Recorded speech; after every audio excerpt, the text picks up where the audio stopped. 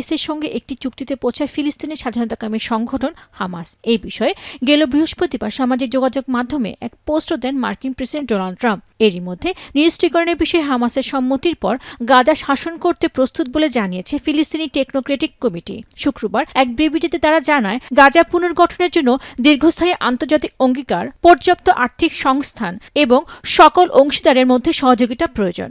Vitamin E ও C serum 8টি প্রাকৃতিক oil সমৃদ্ধ লিলি সিরাম অয়েল, যা চুল পড়া কমায় মাত্র 30 দিনে।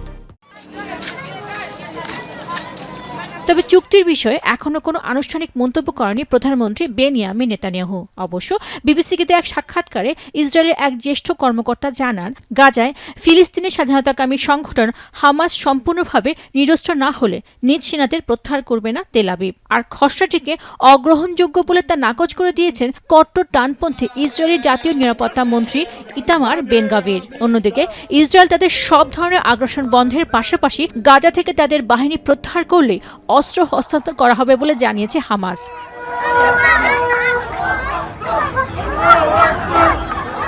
যাদের নিয়ে এই চুক্তি, তাদের এমন মুখোমুখি অবস্থান সত্ত্বেও মার্কিন প্রেসিডেন্ট ডোনাল্ড ট্রাম্প বলছেন, গাজায় হামাস ও অন্যান্য সশস্ত্র ফিলিস্তিনি গোষ্ঠী সম্পূর্ণ নিরস্ত্রীকরণের জন্য বোর্ড অফ পিসের করা চুক্তিতে খুশি ইসরায়েল।